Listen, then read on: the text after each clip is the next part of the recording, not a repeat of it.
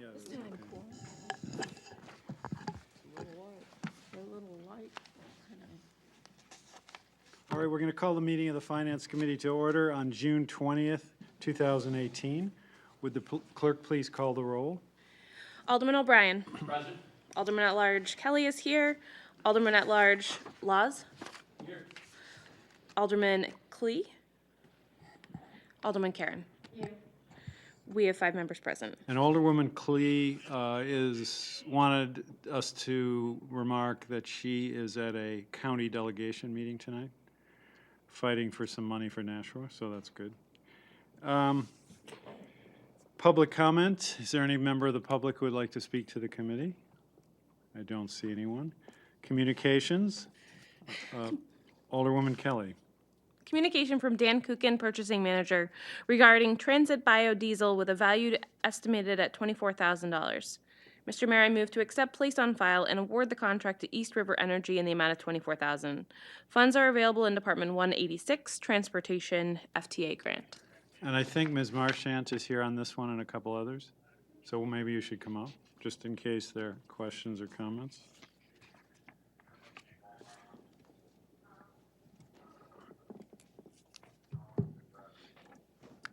The motion is to approve this contract. Any discussion or questions? Alderman O'Brien. Thank you, Mr. Mayor. I do have one. I'm not in any objection to this, but looking at the procedure, and I know the bids went out to several different companies, and we did not receive a bid back from one particular company because I think it got lost in their shuffle, which is their fault. But however, I just wonder if the mayor came in with a better price, and what is our procedure? You know, I know we go through when there's only one single bid, but if somebody had a good excuse and say, I lost it, you know, are we missing a potential opportunity? And so my question directly is, you know, what is our procedure when this occurs in the bidding process? I'd like to hand that over Yeah, to the I guess I purchasing can manager. answer that. Yeah. Unfortunate, I mean, we could rebid if we felt it was necessary, but they lost the bid, and the other person came in at a higher price, so they are the low bidder, they are the current supplier, and costs have went up on diesel, particularly since our volume is going down. You know, I am satisfied. I just wonder if there was a potentially difference in the pricing, you know, but it appears not. It is what it is with biofuel, I'm sure. And our volume is going down very significantly because our fixed route buses are now CNG, and they were biodiesel. So there's a massive drop here in volume, which would also equal a little bit higher price per gallon. Any other discussion? All those in favor of the motion say aye. Aye. Opposed? Motion passes. Alderwoman Kelly.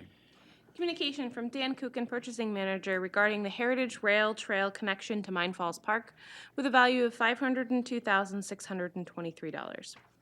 Mr. Mayor, I move to accept, place on file, and award the contract to George Carnes and Sons, Inc. in the amount of $502,623.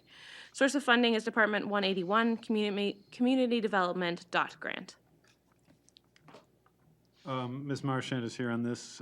Maybe you could give an explanation of this item. Sure.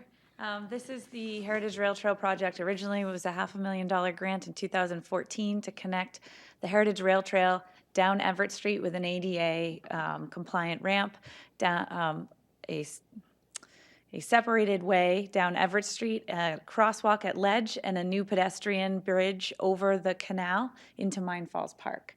This project, due to the length of time in permitting, went out to bid this spring twice, and the bids came back higher than anticipated.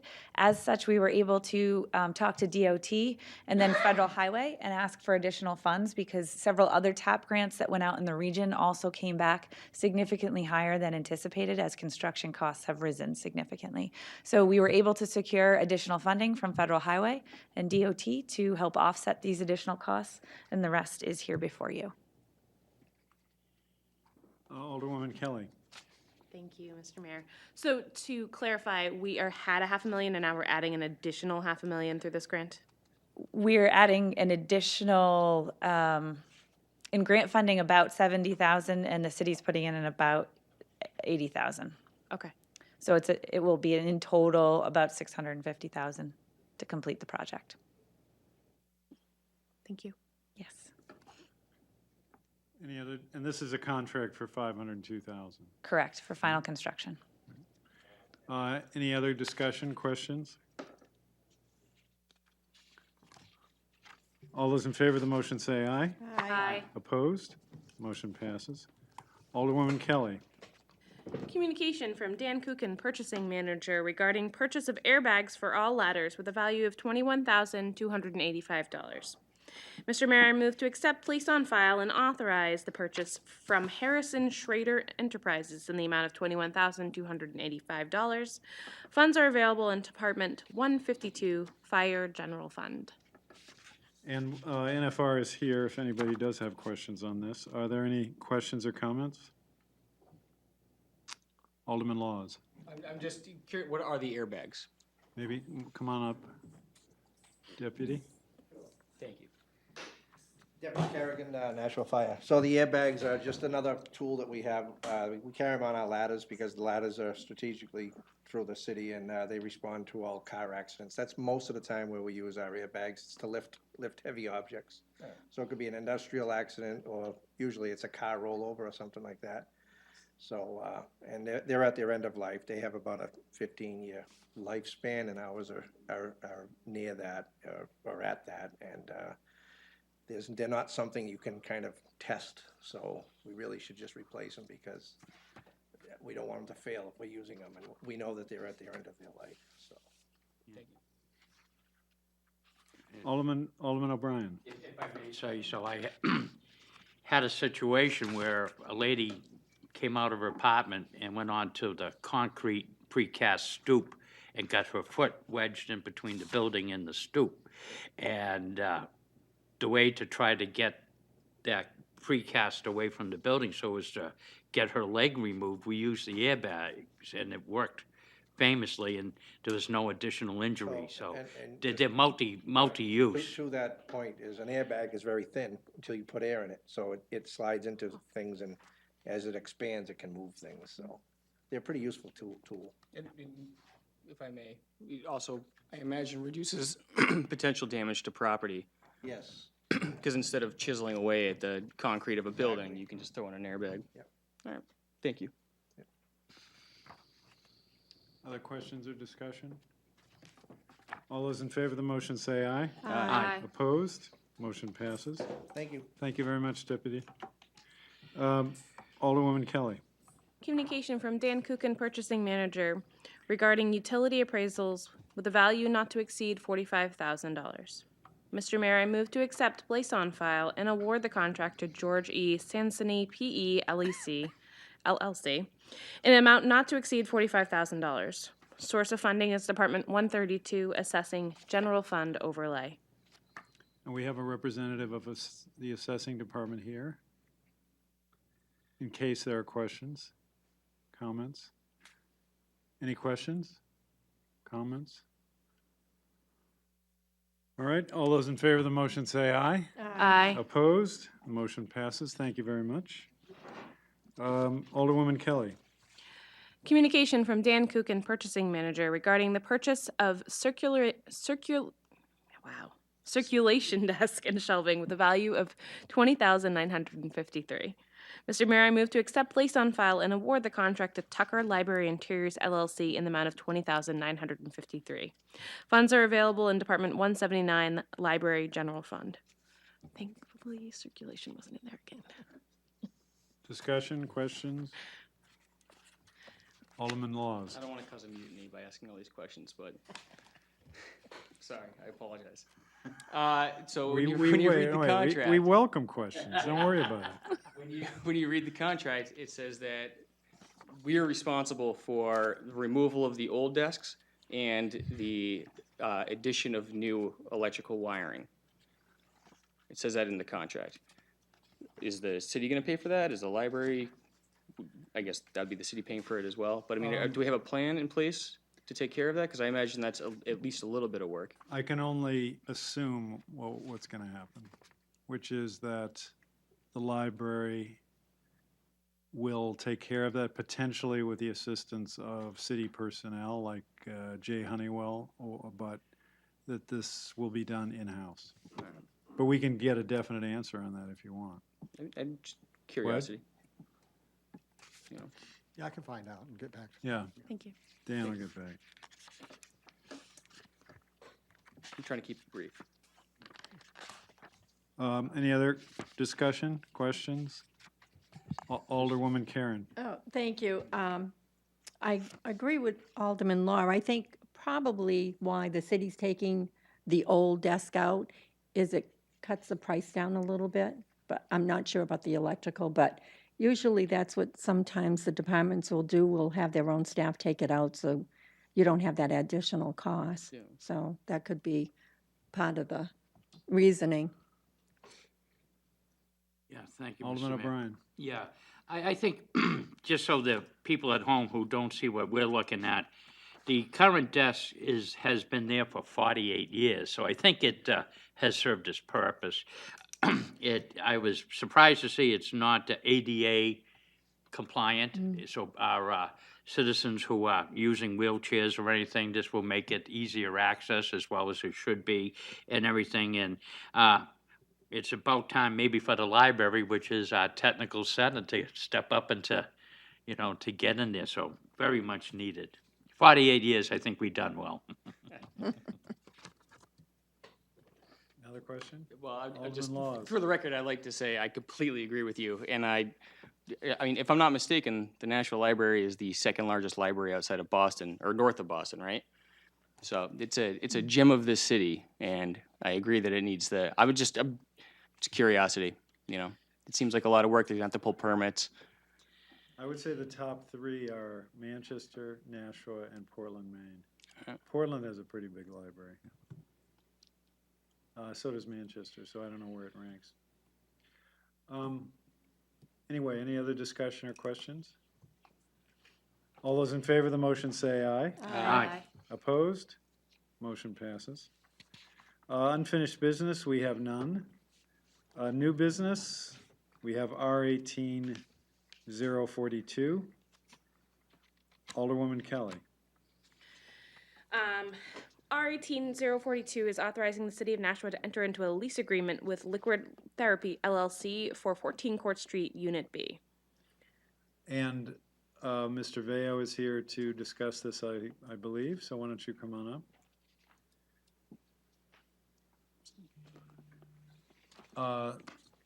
So this is on a referral from the Board of Aldermen. Could you, Mr. Veo, please explain the proposal?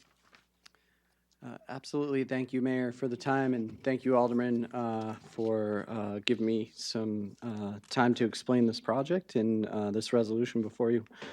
About 6 months ago, I was approached by Stan Tremblay and Jason Palmer, two individuals that know Nashua, one a resident, looking for space in Nashua that they could lease to start a brewery. And so Director Cummings and myself met with them, toured a couple spaces, and after some time together discussing various sites, it was mentioned, 14 Court Street was mentioned in conversation. We went to go look at the space. They absolutely loved the space and wanted to be able to rent it. And in further discussion with Director Cummings and at the direction of Director Cummings, we looked at ways that we could use our revolving loan fund to help them get the space into a condition where they could habitate it. There are many things about the space that don't meet the requirements for leasing it out. And so over the last 6 months, I've been meeting with them regularly to review their business plan, to review a fit-up plan for the space, and review a budget. And they basically have come in at about $125,000 in fit up of the space. And through our loan fund that we manage, we're going to be able to give them a loan to make these improvements to the space so that they can occupy it. And so as part of that overall process, one of the things that we came to terms with them about is if you're willing to make this investment and do this work and we can lend you the money, we would give you a break for a period of time on the lease until the loan is paid back, basically, and then you would pay regular rent. This is a really good strategy for occupying the space because it takes an otherwise dead and vacant and unproductive space that the city owns and manages and puts it in the control of a third party that has a vested interest in keeping the space up to code and occupied and pleasant looking, and also is a midterm investment to revenue that the city will see. Starting in year 5, they'll pay, I don't have the numbers directly in front of me, but approximately $30,000 a year. And so that amount of money will grow by year 10 to $37,000. And so I think this is a good investment for the city, and I'm happy that it's gone through the process of vetting. One other thing to note is Liquid Therapy is also working with Regional Economic Development Corp., which is our region's economic development corporation. They also have a loan fund and have joined in with the city of Nashua in lending them money for their equipment. And so they're taking a position on their equipment, we're taking a position on the building, and those two things together are giving them the capital they need to open their doors to the public. And so what I'm hoping will happen is in early July, we'll be able to finalize a lease with Liquid Therapy. They will begin construction, and sometime at the end of August, they will open their doors, and we'll all be able to have a celebratory libation at Court Street. And to be clear, this is the space in the fire station where the fire trucks, the bays where the fire trucks used to be housed. That's correct. Not only the trucks, but the wagons, Right. right? And prior to that was the horses, Mr. Mayor. That's what I meant, the horse Yeah, wagons, yeah. yes, right. Yeah. Any questions or discussion? Alderman O'Brien. Yes, I just want to say that I am totally supportive of this, particularly old buildings. And one that was a fire station, I think you can know what my position being on the fire department, the affinity, you loved them, we lived in them, you know, they were our second home. To see it repurposed to this, I think it's good. I think it will draw a lot of questions that come up from a lot of our constituents on what we were going to do at 14 Court Street. And I think this fits right into something that we can enjoy.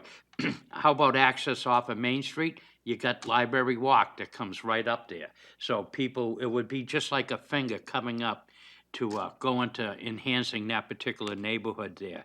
And to have it as a brewery, as a ex-firefighter, retired firefighter, it's a good thing. It fits within the parameter. I think aesthetically it would be pleasing to people, and but I do have one question out of this, and to the level of different breweries, to which was an education to me.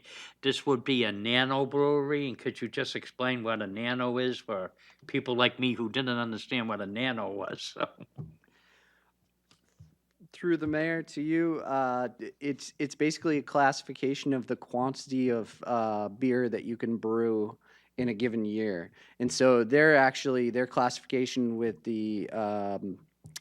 I forget what the federal entity is, but that manages the production of alcohol products. But basically, they're Nano Brewery Plus, which means that they can also serve food. And so they'll have a kitchen in the back of house along with a 2-barrel brewing system. And they anticipate brewing somewhere in the order of 2,000 barrels,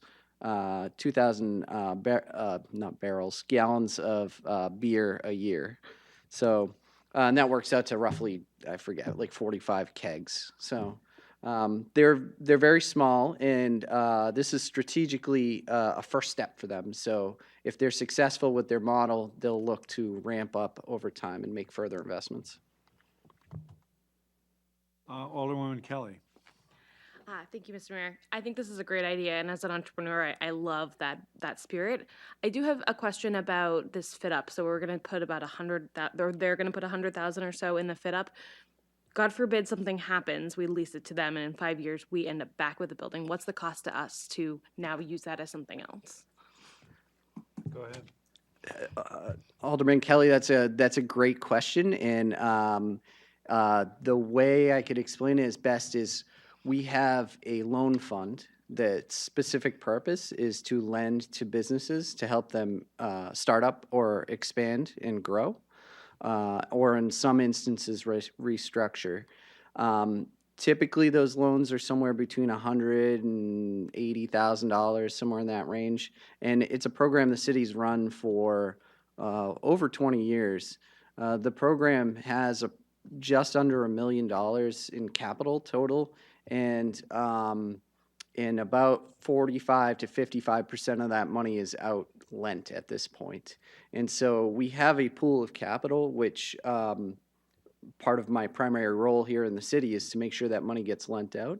And so the liquid capital, liquid therapy meets the criteria for lending. And so we're going to let them borrow that money. What's unique about liquid capital, liquid therapy in terms of us lending them capital is that they're not, they don't meet the traditional standard of collateral where they would have to have a certain amount of equipment or in making a certain amount of investments in something that could be recouped in order to give the loan. But since we own the building and since we are only lending to the tenant fit-up portion of the building, our collateral, so to speak, in this exchange or this loan is the building itself. So what would happen is if, let's say, liquid therapy didn't make it as a business, we would have a fully fit-up building which we could then lease out to another party. And so that's our backdraft or our safety on the funds that are being invested into the building. Can I have a follow-on? So I guess my question is, are they doing enough construction that if that were to occur, that we would have to find a brewery to go in there? Or do you know what I mean? Like, it seems like that's an intense amount of construction. We can't suddenly sell it to someone as office space. Yeah, so the space doesn't necessarily lend itself to an office use, but it definitely could be repurposed for a retail use. We're not paying to buy any of their equipment, so the barrels that they brew in or the kegs or any of that, that's all being lent from Regional Economic Development Corp.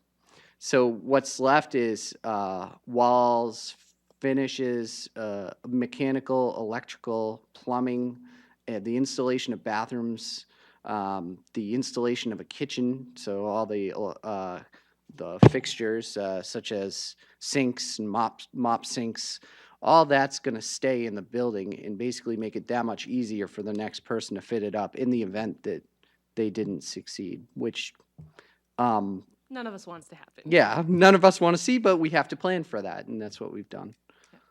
Okay, thank you.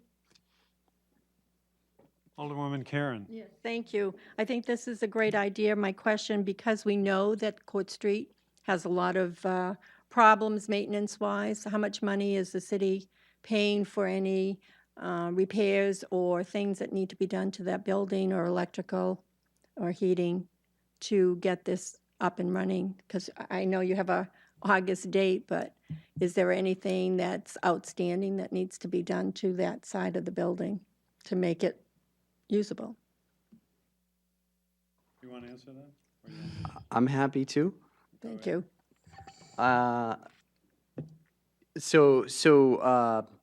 The building improvements that are needed to make the space leasable are being addressed by the tenant that is occupying the space.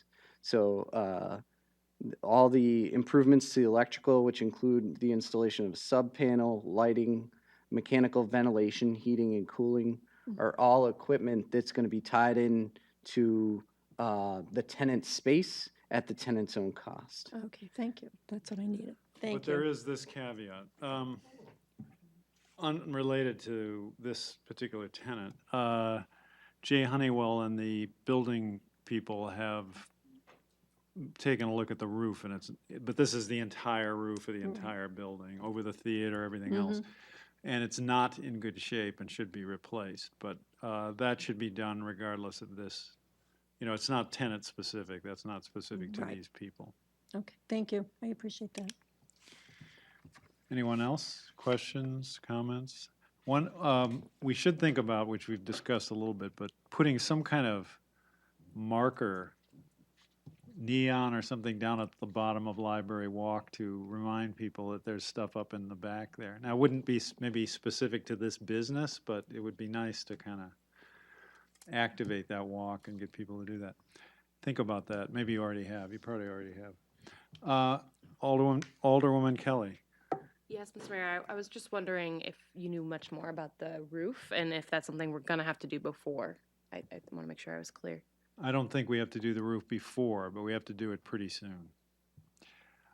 Alderman Laws. Director Cummings last night at PEDC mentioned that he's putting together a package to present to us. And I think that he gave us between $100,000 and $500,000 that's going to address the roof and then many other, functional issues at Court Street. So he's definitely working on it. Yeah. Alderman O'Brien. Yes, just a question, if anybody knows it. I imagine when that building was built, it was slate. Is it still slate? Or is it, I do not, it's not, right? Isn't it shingles at this point? It's asphalt shingle. Yeah. Anyone else? All right, I don't think there's actually a motion to recommend final passage on this. I Mr. think you Mayor, just, I move to recommend final passage. all right, there's a motion to recommend final passage. Any discussion? All those in favor of the motion say aye. Aye. Opposed? And the motion passes. Thank you very much. We now R18-048, authorizing a sub-agreement between the Nashua Regional Planning Commission and the City of Nashua, Nashua Transit System. And I think Ms. Marchand again is here on this one and the next one.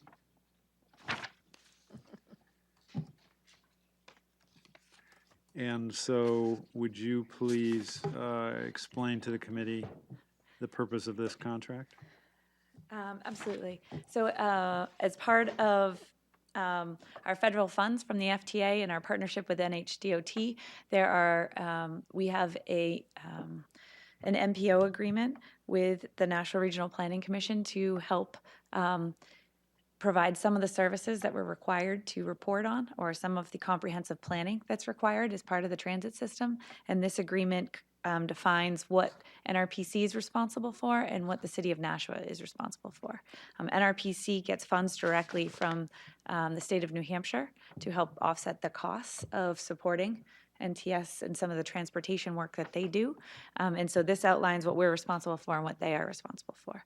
There are no new responsibilities here. There are no new costs here. This is something that's been going on for a very long time. We just have to renew it every 5 or 10 years, and this is a renewal of that agreement. Questions, discussion? Is there a motion on this? Mr. Mayor, I move to recommend final passage of R18-048. All those in favor of the motion say aye. Aye. Opposed? Motion passes. We now have R18-049, authorizing the City of Nashua to enter into a contract with Sauhegan Valley Transportation Collaborative for transit services. And Ms. Marchand again will explain this proposed contract. Yes, thank you. This is a revenue contract. So all the other ones came a little bit earlier in the year. So this is a contract by which Nashua Transit System provides service to SVTC. We provide the buses and the drivers and the dispatch operations side of service. This is SVTC provides non-emergency medical trips to seniors, disabled, and others in a lot of the towns west of us here, all the way as far out as Wilton, mainly in Milford, Amherst, Hollis, Brookline. It also goes over into Yeah, I think it might actually go almost as far as Limeboro now. That's pretty far west. So they pay us an hourly fee for the services that we perform for them. And this is a fabulous contract for NTS because we can use it as direct matching funds to the FTA. And it's one of the ways we keep the city's contribution down. Discussion? Is there a motion on this? Mr. Mayor, I move to recommend final passage of R 18049. Any discussion? All those in favor of the motion say aye. Aye. Opposed? Now, while you're here, can I ask a transit question? Yes, please. Which is unrelated to these two contracts. Today, I had a meeting at Arell Manor and with some bunch of the people who live there, and the question came up about the bus service to DHHS, the Department of Health and Human Services. And the last time we discussed this, I think, we could not find a way to get the bus. We couldn't get enough property. We couldn't get an agreement so the bus could turn around at the end of Whipple Street, where they relocated. And I said, that's what I said, but is that still the status? Are we still not able to turn the bus around up there? We've offered the property owner 2 or 3 solutions of how we could get their clients to the front door or much closer or anywhere near their property with safe bus maneuvers, and the property owner is not in agreement with any of the options that we have put forward. The last offer on the table was they'd give us some right-of-way if we constructed a new turnaround. So the city's given, we are willing to go right up to the front door. We're with no charge to them. We are willing to redo our whole route because we do think it's a critical service that needs to happen, and we have not gotten any agreement from the property owner. And the point is that Whipple Street is a dead end and the buses are too big to turn around, to do a U-turn up there. Correct, but there's also the other side street, because that property is actually, they own the property north of them as well. Is that Simon? Simon, yeah. Simon. We've also offered opportunities to go in and out, to go around, to do, Whipple Street has the added difficulty of it being the entrance to Mine Falls Park, and all the UPS trucks, so it is a very difficult one to put our large buses on.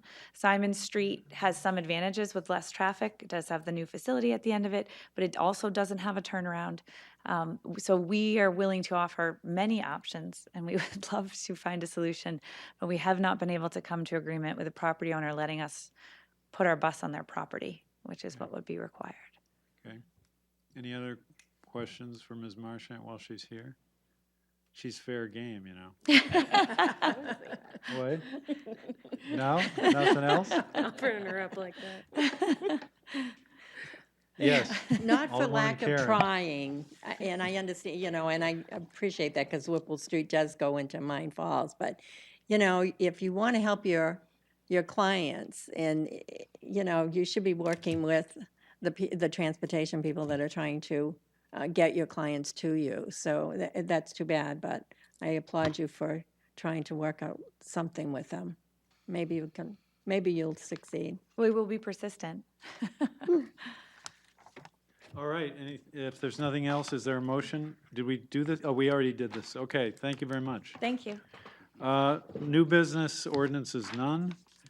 Record of expenditures. Mr. Mayor, I move that the Finance Committee has complied with the city charter and ordinances pertaining to the record of expenditures for the period from June 1st, 2018 to June 14th, 2018.